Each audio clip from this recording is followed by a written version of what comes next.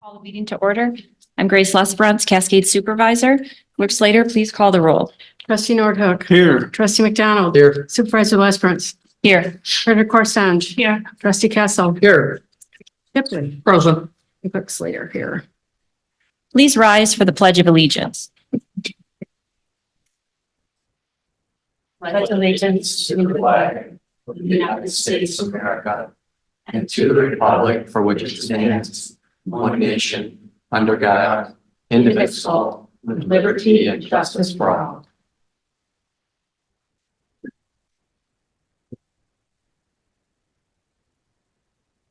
There a motion for approval of tonight's agenda? Shipley makes a motion to approve the agenda as presented. Support. It's a motion by trustee Shipley, supported by treasurer Corsange to approve the agenda. All in favor? Aye. Opposed? Motion carried. I was gonna say, that, sorry. He asked about the Fine, amendment. got it.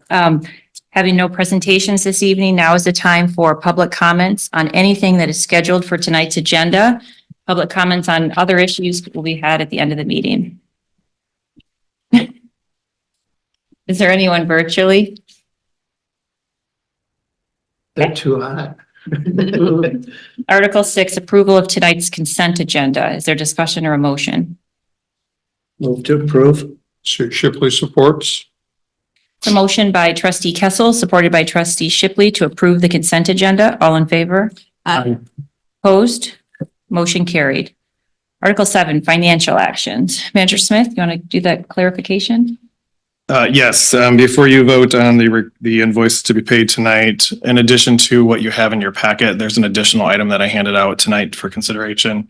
It's a large payment to Visser Brothers. It's in regard, they're a vendor for Friendship Park. There was an email miscommunication, something got lost between them and the Parks Director. So we're asking that actually be approved for payment tomorrow. And that's something we've already approved the expenditure. Oh, of, correct? yes, this was already approved. PO's been approved and everything. Is there further discussion or a motion to approve the financial actions with that additional invoice? Shipley makes a motion to approve the financial actions, including payments, including the addition to Visser Brothers. Support. It's a motion by trustee Shipley, supported by treasurer Corsange to approve tonight's financial actions with the inclusion of the Visser Brothers payment of $146,968. All in favor? Aye. Opposed? Motion carried. Having no unfinished business, the first item will be Article 9, or excuse me, new business 045-2024. The Township's annual financial audit for fiscal year 2023. I believe we have Doug Radeveld here tonight. And Director Nocerini, do you have anything? Do you want to say anything before you get the auditor's presentation? Thank you for the opportunity. And here's Doug. Thank you for coming tonight. Thank you. Well, thank you to Liz and Oksana and also to Lorna, who jumped in there too, for getting everything ready for the audit. It did go well. At the end of the audit, we did issue 2 different reports this year. The first was an audit on the financial statements, or a report on the financial statements, and the second is called an examination report on the use of your ARPA money. So I'll kind of go over both of those. We did meet with the finance committee a week or 2 ago and went over the audit report in detail. So my intent tonight is not to go over the whole report again, but just to give a brief overview of some of the items in the report, and then just a presentation slides and some trends and so forth. So first of all, in the audit report, I think the book was handed out tonight, and it's right on page 1 of the financial statement of the book, and that's the audit opinion. So right at the top of page 1, it's the independent auditor's report, and the second paragraph says, in our opinion, the statements present fairly in all material respects the financial position of the township. So that's an unmodified, clean report. Certainly what you want to have when you have an audit complete. So it's a good, clean audit report. The second item, I don't know if they got handed out or not. Probably not, the examination report. I didn't send you hard copies of it, so probably didn't. That's fine. The second item was an examination report. It's called, it's a one-page letter that we were required to either do a single audit of your federal funds, or in some cases, we're allowed to do an examination report if it's only ARPA expenditures, significant ARPA expenditures, over 750,000. This year you spent about 1.3 million, or last fiscal year, you spent about 1.3 million of your ARPA money on a fire station and a buyout of the Tuffy lease. So we did an examination of those specifically according to the federal standards. And that also was a clean, there was no deficiencies to report in that report either. So it came out clean, it was spent how it was supposed to be spent. That's what we were looking for. Doug, that letter is page 68 in the board packet. I don't have the board packet, so thank you. Oh, Thank you.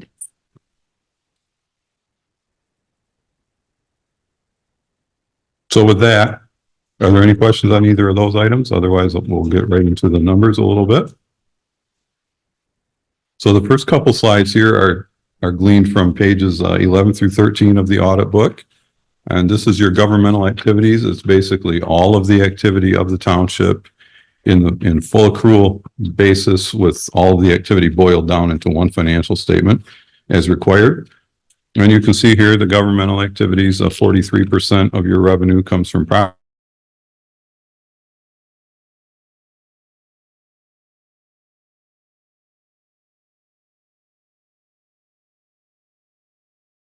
And you'll see that in some of the trend slides. Census adjustment in the previous year in 2022. So this year, the state shared revenue is actually a little bit smaller piece of the pie. And then this slide shows your expenses by function. So general government, public safety, public works, compared to the program or direct revenues associated with each of those functions. And you can see general government, what the slide is really designed to show is where your property taxes are covering the shortfalls. So you can see general government property taxes covers quite a bit. The direct and program revenues within your general government function are some charges along with your cable fee revenue and those kind of things, the franchise fee revenue. Public safety, this it includes your building department, and there's also $1 million of ARPA funding in the program revenues. So that's what makes up the public safety there. And the other Can I ones, just clarify? You said Yes. the building department falls under public safety? it is, yes. It always has been under the public safety function Just here or in general? in general. Yes, Just I get what you're saying because it's codes and Yes, those kind of yes. things, but normally people think of public safety like fire and police. So Correct. that's a good clarification. Thank you. and if you do want that broken out separately on these statements, we are able to do that. I mean, GAAP doesn't demand that it be called public safety. So Okay. Yeah, because it looks like program revenues or funding our public, over half of our public safety, and yeah, and it's When- really a lot of building permits, it's and all- there is the $1 it's all million public. of It's all, ARPA. yeah. And then the net assets, again, of your governmental activities, and you can see the top red line there, the amount invested in capital went way up. That, of course, is because of the new fire station. Now, the amount invested in capital is shown net of related debt. And you actually funded the fire station with maybe half debt, and the rest was from general fund, ARPA money, and other fundraising. But you can see it went way up there, and you can see the unrestricted net assets decreased for the same reason, because you spent a bunch of the money on the fire station. So capital went up, unrestricted went down. So then let's just take a look at just your general fund. And this is more on the fund basis of accounting. I call it the fund basis. It's actually the modified accrual basis, but it's more what you're accustomed to seeing from month to month when you look at financial reports. And this is just a snapshot of the general fund revenues over the last 5 years. And you can see the orange bar there is your property taxes. You can see it's gone steadily up over the last 5 years. And you can see the state shared revenue, like I mentioned, the state revenue took a big jump in 2022 with that makeup payment for the census adjustment. And then this year it's back down to what it normally would be. So if you smoothed out that census adjustment, it would continue up. And then the other item there, the yellow, there's a lot of that was some of the ARPA monies in there, but a lot of it was actually interest revenue, which was up about 220,000 this past fiscal year. So your interest is doing very well. And then this is the one that kind of jumps all over the place, expenditures by function within the general fund only. You can see general government's roughly the same. Public safety, there was public works. There was the addition of the engineering department in there this year. So that's why that is up a little bit for 2023. Culture and recreation. But just to clarify, the old engineering expenses that we were outsourcing were $700,000 a year, but they were put in the form, I don't know why the old board did it this way, but under capital improvements. So, okay, but not really. Do you know what I mean? It's maybe for your audit purposes, but Yeah, so it switched around It's to a just a- different function. well, yeah, it's how you, it's inadequate. It's not accurate that our expenses went up. It was just a different, your graph reflects it differently. It was put in a different bucket, I'll say. It was hid in a different, but it was Yes, there bleeding there's a elsewhere. new department that was created for engineering this year, and before it was just in a different Correct. spot. And it was much Because it was higher, outsourced. Right. Yeah. much higher. So then, under the other function there, it's hard to see, well, culture and recreation, it's hard to see that there was much of a bump there, but there was also the new parks director that was put into this function this year. In the other function, you can see that's up quite a bit. And that's because along with the other, we put the debt service into there. In fiscal 23, you made your first debt service payment on the outstanding bond, which totaled about 400,000. And then transfers out, of course, you can see that was transferred out of the general fund. About 4 million was transferred out, partly to the fire capital fund, partly to the fire fund. So that's why that's way, way up this year. Was any of that from the building fund to other townships? No, that would not come under the transfers. No. you. And then this slide shows your general fund unassigned fund balance as a percentage of expenditures and transfers. So you can see it obviously took a dip with the transfers out. And then it was about 4.9 million at the end of the year, or 52%, which is still a very good level for your fund balance to be at. 52% of expenditures and transfers. Now, just jump to the next slide where the numbers are here. The blue top line is the general fund. And you can see it's actually went down about 2.6 million, but you transferred out almost 4 million. So in essence, there was still a decent increase in the general fund without the transfer out. Again, that's the fire station. Correct. So a lot of these graphs just reflect the fire station. Yeah, that was a significant item during the year, so they affect everything just about. Yep. It was our largest capital improvement project to date. Yes. And just because of fire stations there, we also have, I don't want to miss it, but the pathways fund, you see the golden line way at the bottom that went way down this year. It's almost to the bottom, but there was also 1.5 million spent on new pathways throughout the township this year too. So that was very positive. The fire fund itself, which is the fire operating, was actually down about 900,000 this year. There was no really single big item. There was some staff turnover, so wages have increased. There was a lot more with physicals. Liability insurance was up quite a bit. So there was just a lot of additional expense there that caused that the expenses to go up and the fund balance to drop down. Just a random question. Sure. What do Those you always think? scare me. No. What do you think about our general fund and our inspections fund getting very close to meeting? Yeah, well, your inspections fund is that's the building permits and all the stuff, and you do a lot of that for other communities.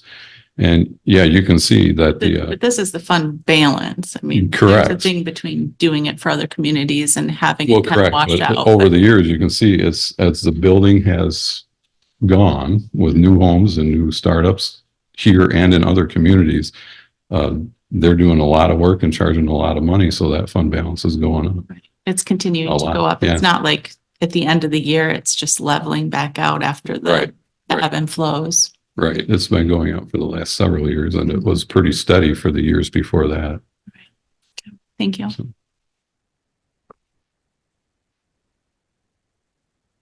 Otherwise, that is all I had.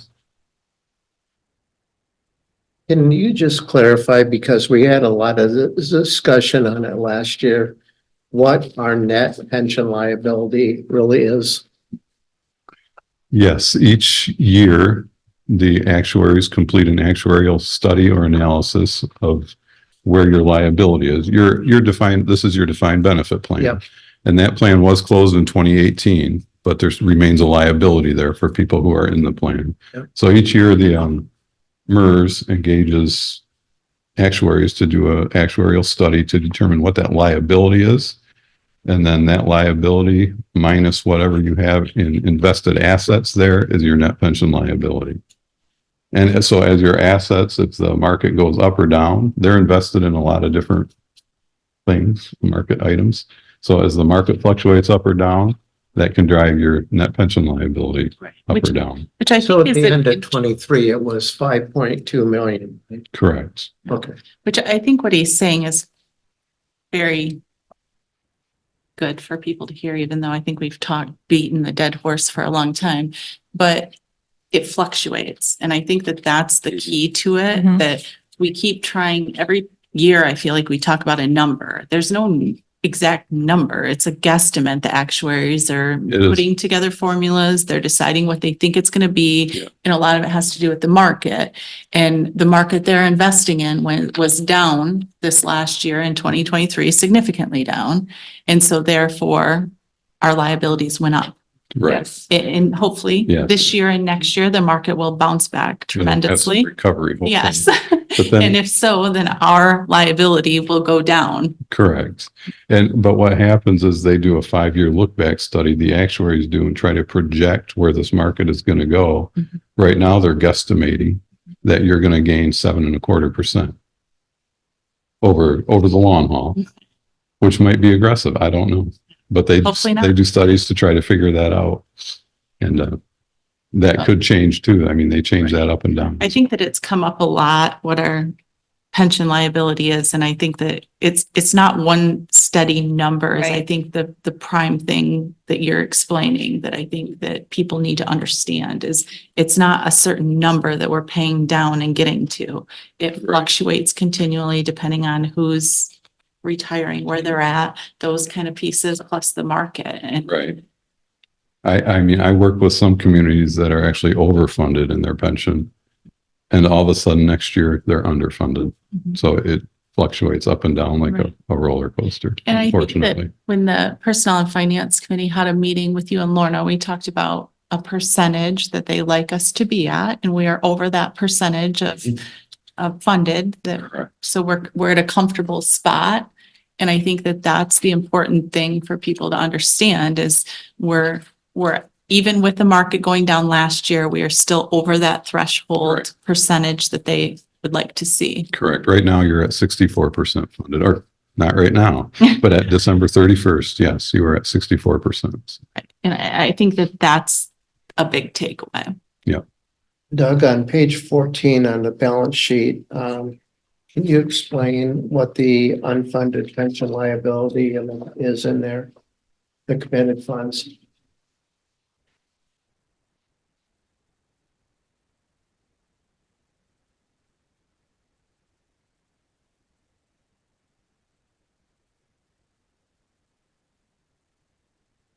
Same way So looking at. The unfunded, you're looking for the pension liability there? No, I'm looking on page 14 Yeah. on the balance sheet where it says committed. Oh, yes, yes. Yeah, and the unfunded liability, pension okay. liability. That 499,000, that's a set aside of fund balance that was done years ago by the board. And we asked about that again this year.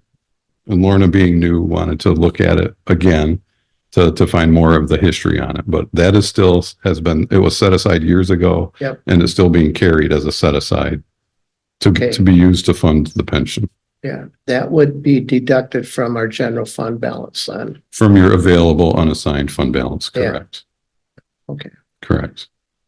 And you said Lorna is gonna look at it to see whether we Yes. set some more aside. Right, or use it, or undesignate it. The board can do, And pay Whatever it they on choose. the pension, because it will go down. It has gone down in past years as we paid on it. Right. Yeah. Okay. Thank you. Go ahead. There are 4 or 5 funds that have committed fund balance for coming in new. It feels like random items. Yes. And I'll be reviewing with Jade in the next week, recommendations on what to do with all those commitments and bring it to a board meeting, either the next board meeting or the first in July for Thank you. your decision. Thank you. anything else? All right. Thank you very much. Thank you. I move to accept and receive the annual audit report. Support.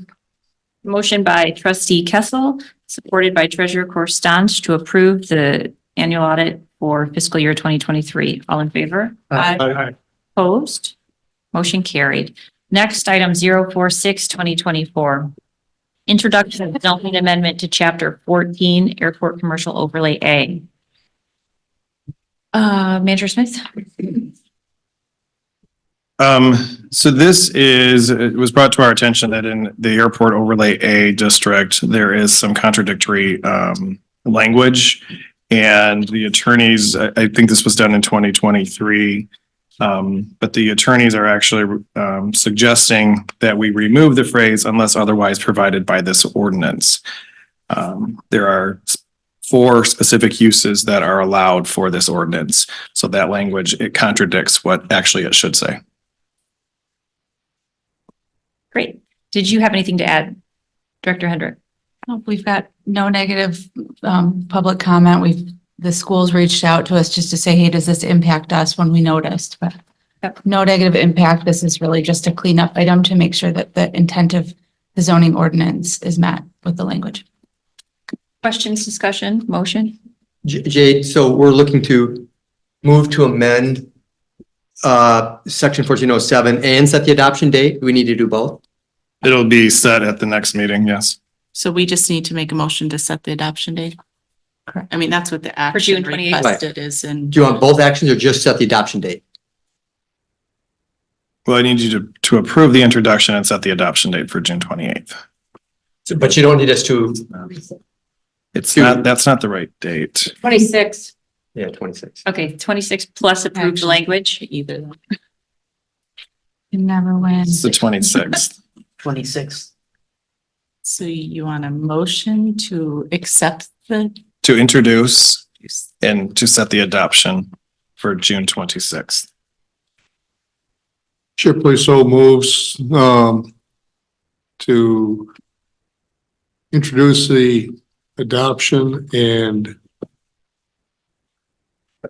set the date for 26th June 2024. Support.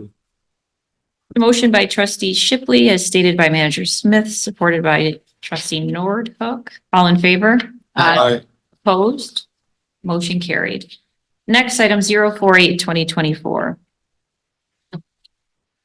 Obligate funds for road resurfacing in Berger Goodwood neighborhood for the 2023 provider agreement with Kent County. What did I do? The trees are first. Oh, sorry.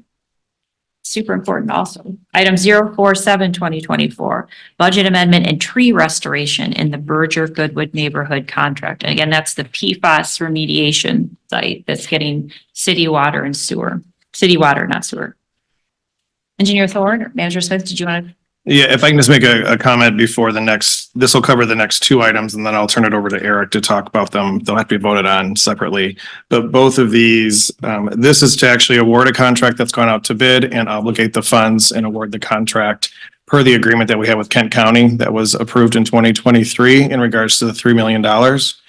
And then part of that agreement says we have to obligate those funds. We don't have to spend them until the end of 2026, but we have to obligate them by June 30th of this year. So we will be asking you to approve the tree restoration bid. And we've actually set aside the funds with this contract to cover our phase 2, which is yet to be done.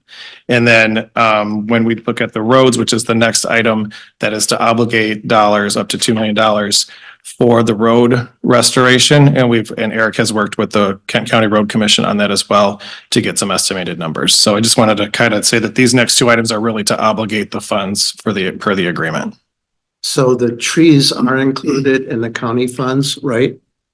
Restoration. The restoration, yes, Yes. Okay, Because we're including them. yes. and we can do that. It's an allowable restoration expense, correct? Have we had any comments or feedback from the residents as to what they expect in trees or what they desire in trees? Very little. Okay. Not for lack of Spend on effort. it too. Yep, we've sent out, I believe at this point, as 2 series of mailers. There were 22 affected property owners in phase 1 of the PFAS remediation project. We sent out 2 series of mailers. The second one in particular requested that if residents were interested in trees, that they return the mailer to us either by email, by phone call, or by snail mail.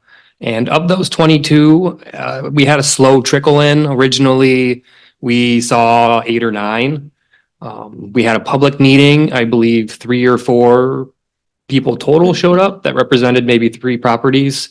And then over the course of time, through the bid opening, we've had 4, 5, 6 more requests trickle in. So at this point, we have had over half of the impacted residents from phase 1 return mailers to us. They typically want 2 or 3 trees.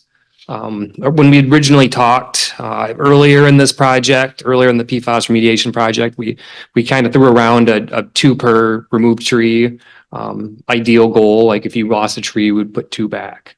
Most people don't want that. Most people just want 2 or 3 trees back, which is probably for the better because we can't put a tree back exactly where a tree was lost.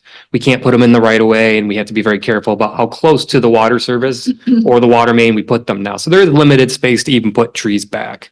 But in phase 1 of the 49 total trees removed, we're looking at about 23 of those being spoken for wanting to be replaced. So when this contract was written, it was written for phase 1 and phase 2. Phase 2 has a lot more trees that were removed. That was more on the order of, I want to say 112. It was a little over 100. And so the way the contract was written, it was kind of on par. We assumed for phase 2, it would be on par with the request for phase 1. So we saw for phase 1 right now about 23 trees to be replaced for 49 removed. We have about, I think, 72 that were in the bid package for phase 2 for 112 that were removed. So the bid, it gives us room to, if there is more anticipated want than we expected, we can account for that. But the way the bid is written, it gives us more trees than we need right now and what we think will be more trees than we need for phase 2. We only had 1 bidder that did place a bid on it. They bid for the total of $257,000 and some change, which was a significant portion under the engineer's estimate. That bid was specifically for 4 to 6 inch caliper trees, which are in the tree business, which I'm not particularly privy to, but having had a conversation with the gentleman that represented Twin Lakes Nursery, the company that was the low bid, he said those can be very difficult trees to source. They're very large trees. They, of course, are able and willing to do that for us. But he also, and he provided an alternate bid following that conversation that said, well, if you want 3 or 3.5 inch caliper trees, that's more on par with what we normally do. It's easier to source. And he gave us a price for that's included in the packet. But the way that the request is written here, as I believe we should go forward, but the way it was originally bid for the 4 to 6 inch caliper trees, giving the residents the best possible product we can, a larger, more mature tree. And especially given that there are fewer requests than we originally anticipated, I think that's appropriate. Yep. And then on top of that, we added for construction services fees for Spalding to Decker. What that will include is Spalding to Decker being on site to stake the trees where they will go, to work with residents where they want the trees placed, which can be a pretty significant time sink that the township doesn't necessarily want to be responsible for, but we will have a representative that will be. So the residents that want trees will get trees. They will get them where they want them. That's included in the construction services package, as well as follow-up, because the contractor is responsible for watering and cultivating for 2 years following planting. And so we have a little bit of money there, and we have money set aside in this proposal or in this request as well for money we've already paid Spalding Decker for putting together this contract, this plan, for having met with a couple contractors, only one having actually placed a bid. But they have a considerable time sink into it already, and we paid them a considerable sum of money. So that's included in here as well as there's a contingent amount for any reason that we need additional restoration measures that may come up that we just don't see right now. So there is an extra, I believe it's a 10% amount of the total bid that was added in there just in case. And that the way this is structured is that for phase 1, trees will be in the ground this coming fall. Typically, we only put trees in the ground spring or fall. That's when they have their best chance to survive. So we'll put them in the ground for phase 1 in the fall, and then we'll put the phase 2 trees in the ground the following fall, or possibly the spring, as that phase 2 water remediation project. The contractual end date on that is November 1, 2025. So we could very well be seeing the contractor out there late fall. So it's very possible that some trees don't get in the ground till spring, but we anticipate most, if not all of them, could get in the ground next fall for phase 2.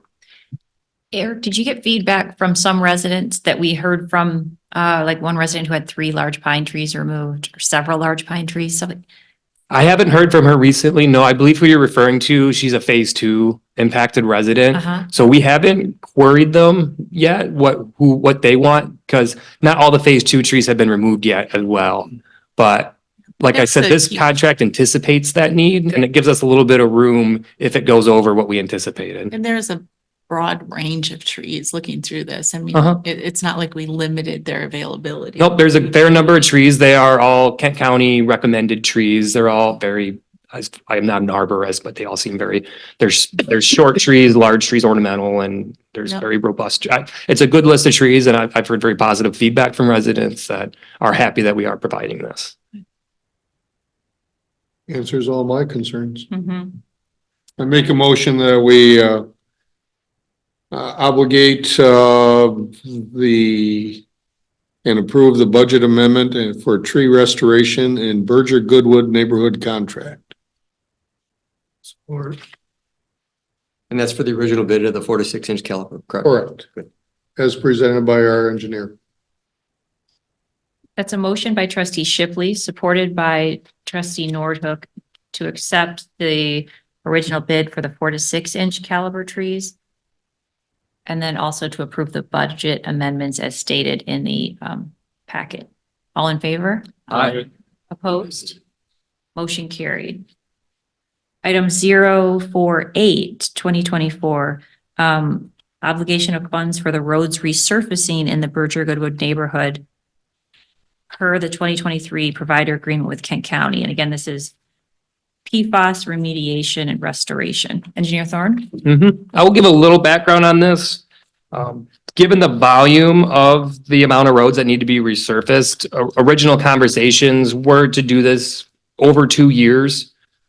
Part of that also being because our fear was we didn't want to resurface roads, say right now, after phase 1's been completed, and then have construction traffic on those roads that do damage during phase 2. So there's a couple ways we could go about this, just having had conversations with Kent County since those original discussions. So they provided us with pricing basically for either we do this over the course of 2 years, or we can do it over the course of 1 year.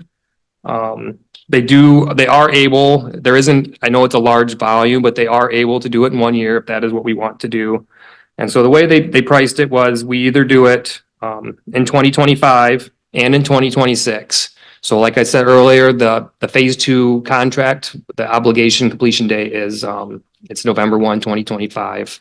So if they get done, they could possibly start this year. If they get done early fall, we could have resurfacing for some of those roads done in 25, and then we could come through in 26 and finish that.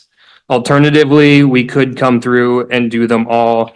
There's an option to do them all in 25, but I don't think that's realistic, just given that the contractor could be out there in the fall, and I don't think it would be a reasonable expectation that we could resurface all those. Say they get done late October, asphalt plants close mid-November, it would be a very tight push to make that happen. But worst case scenario, we could do all the paving 2026. And so I think it's fair to make an assumption that if that's what we do, that's the price we should assume it's going to be, which includes 2 years worth of inflation. They basically, what the county road commission did is they looked at what the contract cost for resurfacing was this year. And then for each year, they just add an inflationary measure to account for what it would cost, next year and the year after. And that's figured into those numbers. They do, as they have the last few years, they offer a 50% match. So we are only responsible for half the cost of the resurfacing. The resurfacing consists of an entire road resurface. So this isn't like they scrape off the top 1 or 2 inches and then they just pave back the top 1 or 2 inches. They are going down to the base material. It's a completely new road. And this would be applicable to all the roads in that Burger Goodwood area that have been impacted by water main. And I think it's a very good thing because a certain number of those roads are in really poor shape right now. Mostly because of having to go through there with water main and cut patches, put patches back. Then the winter plows come through and they've never been restored properly to their original state. And especially when we wait another year, and if we have to wait 2 years to make this happen, I can only imagine it will get worse. So it's a very positive thing that they're going to restore the whole road. And like I said, I think it's appropriate to assume, this gets done in 26. And I think it's appropriate on top of that to build in a contingency because the way the industry's been the last few years, certainly prices fluctuate, sometimes unexpectedly. So you're suggesting, Eric, the 1 year at 1764 our cost? Yep, I think that's appropriate. And I think more realistically, we'll probably see some resurfacing done in 25 and in 26. And if we were able to split it half and half, you're still looking at 1.722. So it's 1.722, 1.764, whether you do it in 2 years or you do it entirely 1 year in 2026. I think it's fair on top of that if you had a contingency to say that's going to be about $2 million worth of work. So Eric, you're asking us to obligate the $2 million provided for the 2023 agreement. Do we also need to pick a time? Do you want us to say we want it done in 2025, 26 after the installation? Is that part of what you are requesting as well as an action, or do we just need to obligate the funds? I'll defer to Manager Smith. Yeah, so this is just a request to obligate the funds towards the roads and continue to work with the county. This has actually not been bid out yet, so we'll be back before you again for the actual final approval once the project is actually bid out, when it's deemed necessary to do that. So this is purely just to obligate the funds per the Kent County agreement, And just so up the, to $2 million. for listeners, residents that aren't familiar with it, these are not Cascade residents' tax dollars. This is all the funding sources for PFAS remediation from the airport have been from state, federal, and now this county trickled down different grant funding sources. But this particular one came from the county, and it's the only source that Cascade Township actually received in hand. And as the prices and the projects were changing, the city of Grand Rapids, which controls the entire water sewer hookup, even owns the pipes that are in our grounds or that are in the ground. Their prices are fluctuating, and it became apparent that all of a sudden the money for restoration to make it look like a neighborhood that didn't just get a bunch of water pipe installed was gone. So we're obligating, this is the one source that we can actually control and make sure that the restoration happens properly.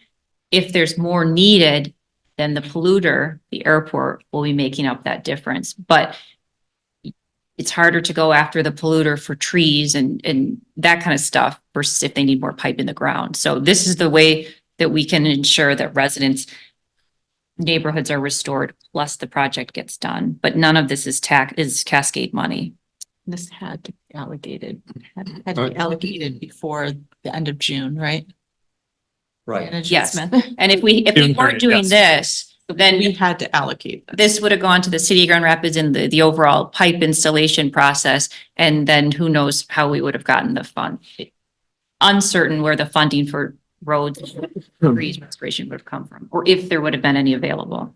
Shipley makes a motion to obligate the funds for road resurfacing for Berger Goodwood as per the provider agreement with Kent County, and leaving it at the discretion of our township engineer in the county as to whether they can complete a quality job in 1 year or 2 years. So whatever's best for the residents is what we need to do.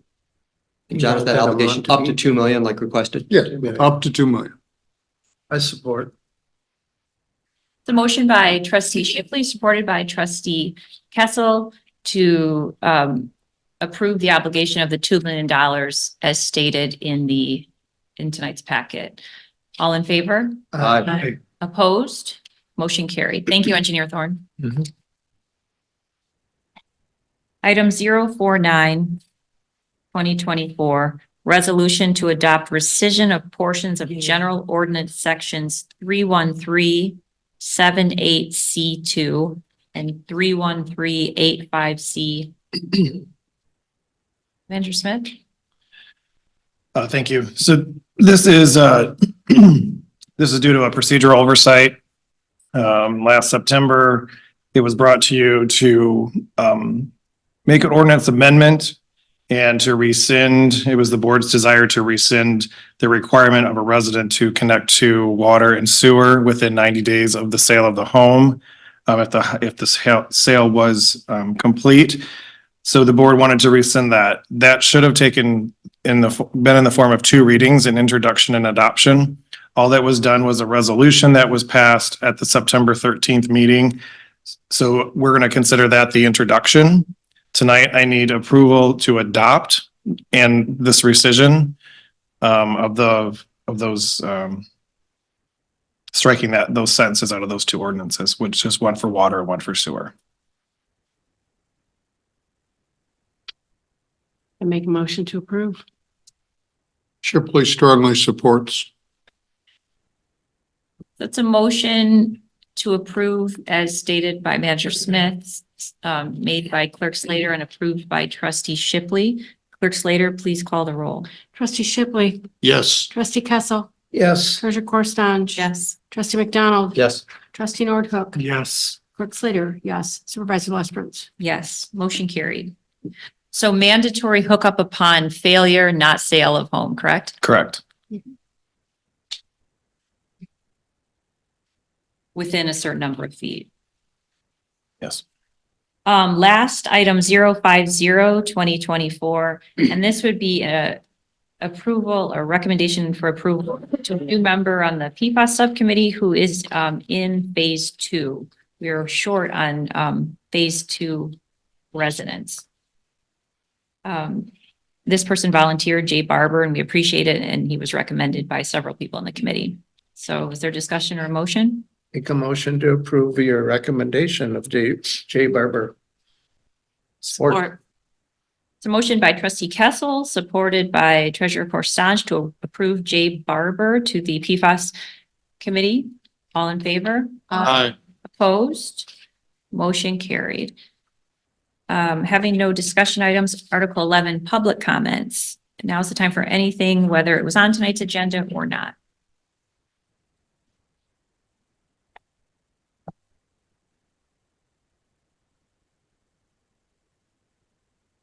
Ken Vandercock, 7200 Leighton.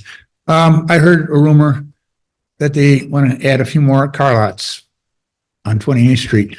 We heard that rumor too. I'm strictly against it, and I've talked to a few other people, and I know of at least 4 other people who are against it. So we're just speaking up and let you know we don't want another car lot or 2 or 3. Thank you. Thank you.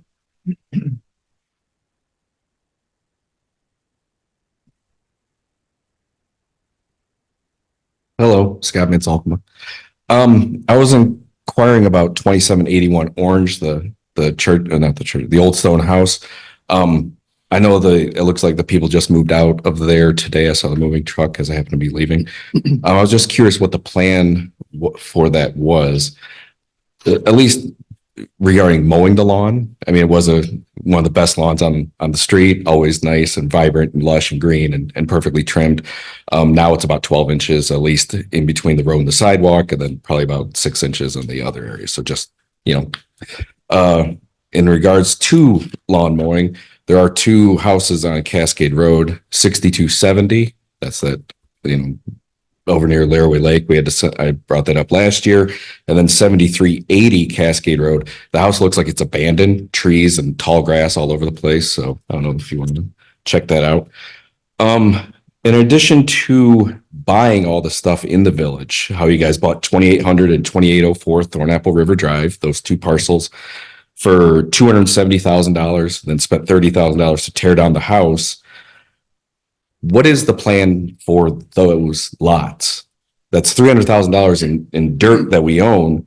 Yet if the plan was to then purchase more Riverside frontage, 2808 Thornapple River, just next door, that went up for sale, or it transferred hands May 20th, 2019. You bought those original lots back in 2015. Here it is almost 10 years later and nothing has happened with that. Also, the Riva Salon at 2842 Thornapple came up for sale and sold in 2019 for $200,000. And the bike shop at 2844 Thornapple sold in September of 2022 for, $533,000. So I'm glad you guys didn't buy that, but you did buy the other one for $675,000. So just, you guys keep buying up land, which then takes the land off the tax rolls.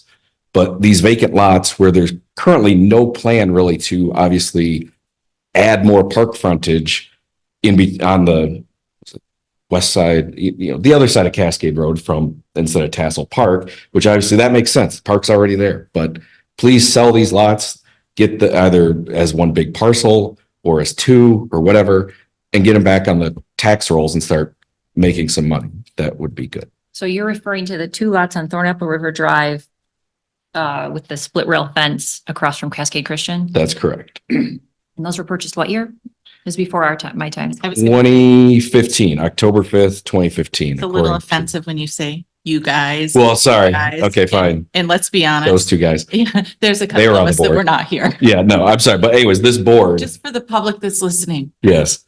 So at least the board of trustees Thank at you. that time in 2015 purchased Thank those you. lots. Okay.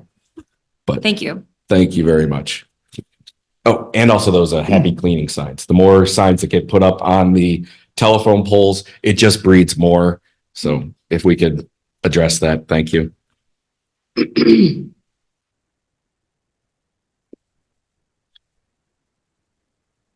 Good evening, Tom Richardson, 3438 North Applecrest Court. I was reading the township website with the information about the fire millage last night, and I totally support the fire millage. I plan to vote for it. It's an essential service that needs to be adequately funded. There's some things in the presentation, though, that lack clarity to me. One of them is the claim that the millage will amount to a 0.38 mil increase. That's true if you do what you say. Well, the one millage is expired. The second one you plan to levy. And then there's a third component that's mentioned, which is the transfer from the $400,000 from the general fund transfer, which is about 0.19 mils. So if you subtract all those, that gets you to 0.38. But the presentation doesn't say that you plan to not levy that portion of the general fund operating millage. So if you're going to stop levying that, you should put that in the presentation. If you're going to keep levying it, you should fix the numbers. That's my view.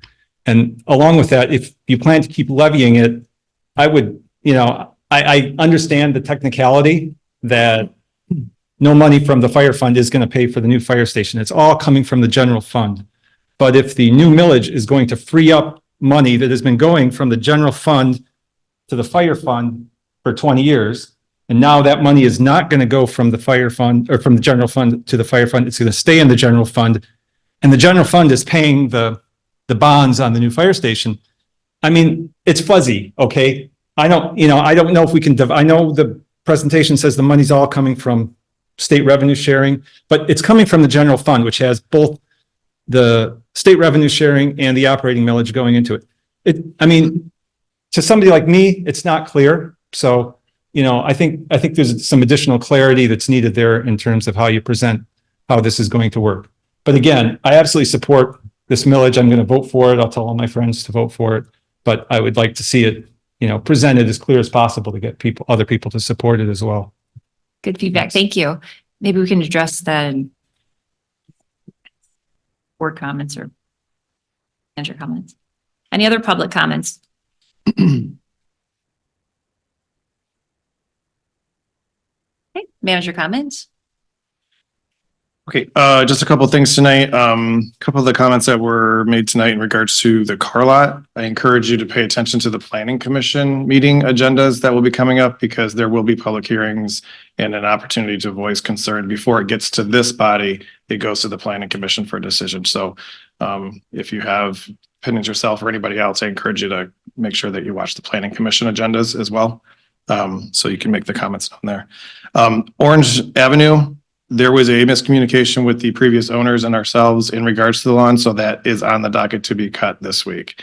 Yeah, we noticed that as well. Just a couple other items that I want to bring to everybody's attention. And there's always been lots of questions since I started in regards to the various projects that are going on throughout the township and the properties that the township has bought, what's going to happen with them.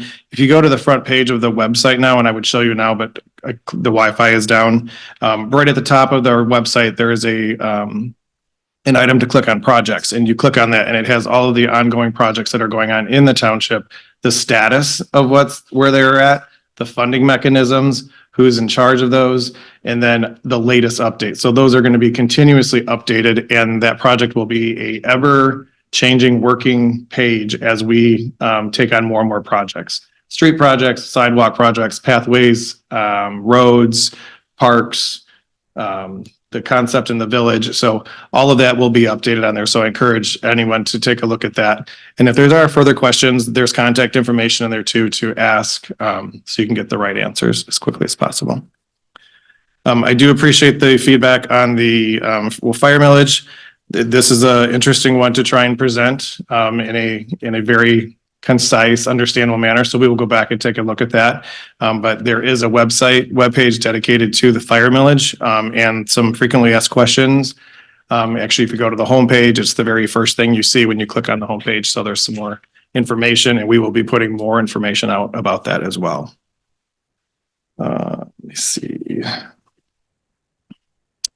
Actually, Fire Station had a great open house today. If for all of those that made it to at their station 2, lots of kids were out there. Kona Ice was out there. It was they got to show off all of their equipment.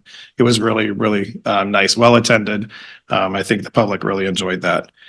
And then I want to make sure everybody remembers that June 29th, which is a Saturday at 11 o'clock, will be the Friendship Park dedication. If you haven't seen it out front, I definitely encourage you to go take a look. I know Trustee McDonald took a tour last week. It is really coming along and going to be a really, really nice asset to the township. And I think that's all I have for tonight. Board comments? As always, Richardson, I can understand exactly what you're saying, because when I read that too, I'm going, what the heck are we trying to say here? Thanks for coming down, Scott, as always. Mr. Van, thanks for coming down. And that's all I have to say.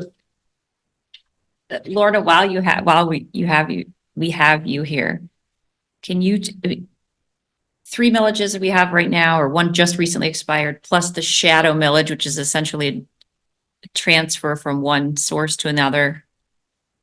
It is a 0.38 increase, right? I mean, I want to be careful how much I try to clarify for. Well, adding that piece from the general fund does make it very squishy. The math isn't very direct. Because we're And as trying to. Jade said, we'll clean that up and try to be better. Yeah. I But the appreciate that intent- input.